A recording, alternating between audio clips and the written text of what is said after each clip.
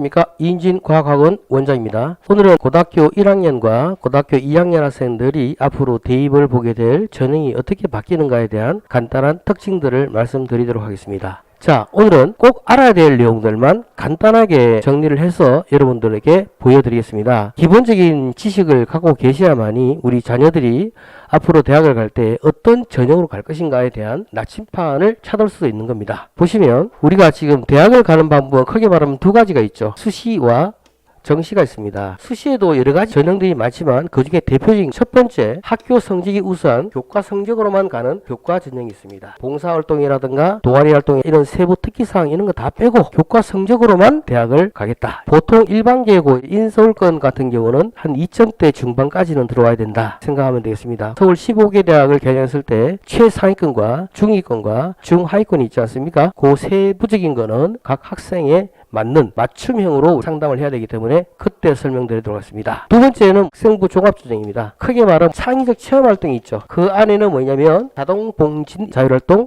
동아리, 봉사진로, 봉사활동하고 동아리활동 부분을 많이 하는데 자율활동 같은 경우는 반장이나 회장이나 담임쌤이 적어주시는 거고 동아리 활동은 자기 스스로 진로와 관계되는 내용들을 활동을 하면서 첨가하는 내용이 되겠습니다. 봉사활동은 아시겠지만 교내 활동 봉사가 있고 교외 활동이 있는데 자세한 내용은 다음에 하겠습니다. 세 번째가 바로 논술 전형이 있죠. 이렇게 세 가지로 나누게 되겠습니다. 학생부 종합전형 학종이라 그러죠. 정시는 물론 수능 100%다 해도 과언이 아닙니다. 재원생들한테는 필요하면 생활기록부라든가 그 안에 써야 될 내용들을 코치하고 있습니다. 2021학년도가 있고 22학년도 있는데 2021학년도 같은 경우는 현재 얘들은 고3입니다. 원서 접수가 다 끝났죠. 근데 우리의 관심은 이제 고2 학생들과 고1 학생들을 위주로 제가 말씀드리도록 하겠습니다. 자, 내년 수능 시험 제도에 대한 얘기입니다. 고등학교 2학년 또는 고등학교 1학년 때 준비를 해서 해 나간다면 그렇게 어렵지는 않다고 보입니다. 내년도는 이제 수학 과목이 많이 변합니다. 수학 가형이 이과이고요. 나형이 문과였단 말이에요. 이제 내년도는 수원 수투가 필수가 됐습니다. 확통, 미적, 기하가 들었는데 보통 서울시내대학에서는 미적분과 기하를 선택해야만이 서울시내대학을 갈 수 있다 생각하시면 되겠습니다. 각 대학에서 필수로 요구하는 사항이 있습니다. 그걸 보면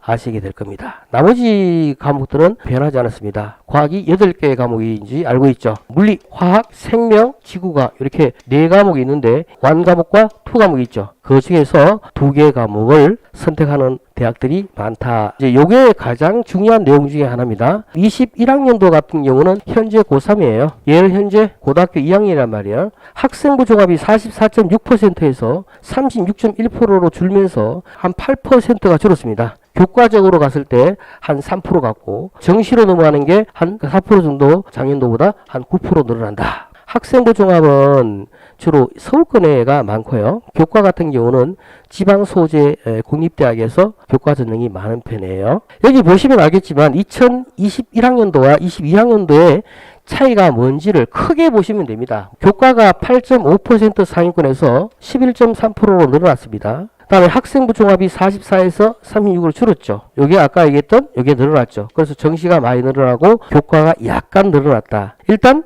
제가 말씀드리고 싶은 거는 뭐냐면 학생부 종합이 주는 대신에 교과와 정시가 늘어났다. 자, 이것은 이제 각 대학 인원수 비율에 대한 얘기인데 전체적으로 이제 수능이 엄청나게 많이 늘었다. 이 교과에서 만족 못하는 아이들은 이쪽으로 넘어오게 됩니다. 정시로. 학생부 종합도 마찬가지, 논술도 마찬가지. 이게 넘어온단 말이에요. 50%가 될 수도 있다. 이렇게 보시는 거죠. 기본 국어, 수학, 영어 탐구제에서 주 타겟으로 해가지고 최저를 만족할 것인가 전략적으로 생각해 봐야 되지 않을까 싶습니다. 자, 이 정도 하면 여러분들 대충 제가 설명할 내용들은 다 정리를 했습니다. 자, 자기소개서에 대한 얘기입니다. 내년도는 간소화되면서 바뀝니다. 내용들이. 창체 그러면 동아리와 봉사활동이 가장 중요하다. 저는 그렇게 보거든요. 무엇보다 중요한 것은 바로 교과 학습 발달 사항 있잖아요. 이게 내신 성적에서 얘기하는 내용들이 많이 들어와 있다. 자, 내년도 바뀌는 내용이 바로 자기소개서가 이렇게 바뀝니다. 1번, 학습 경험을 통해서 배우고 느낀 점, 내년도는 바로 1번에서 치고 나간다는 거죠.